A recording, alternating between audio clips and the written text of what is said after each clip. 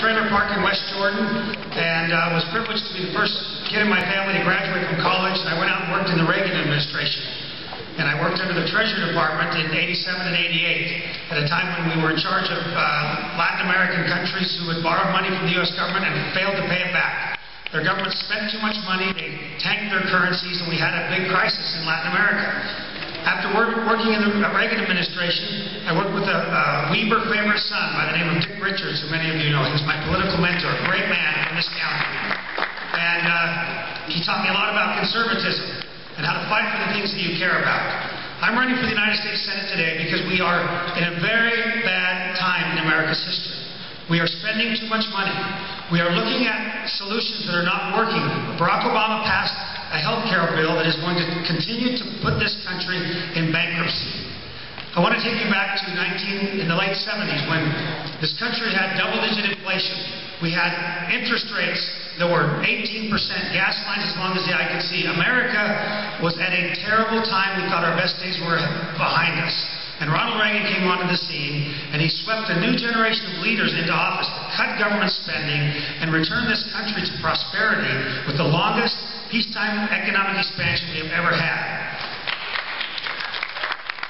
We owe debt of gratitude to that generation for making tough choices. Today, we are in a similar situation. I was impressed by Suzanne's prayer.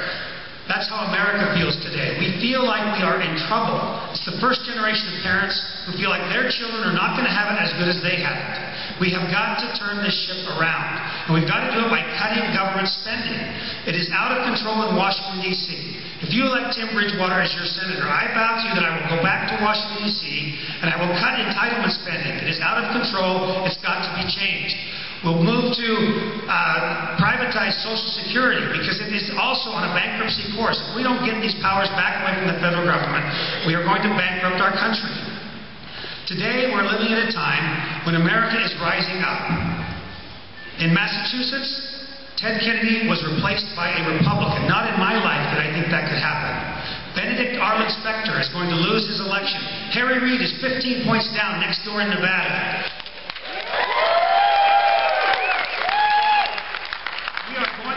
Send a new generation of leaders, much like in the 1980s, to take charge of this country again and stop spending us into bankruptcy.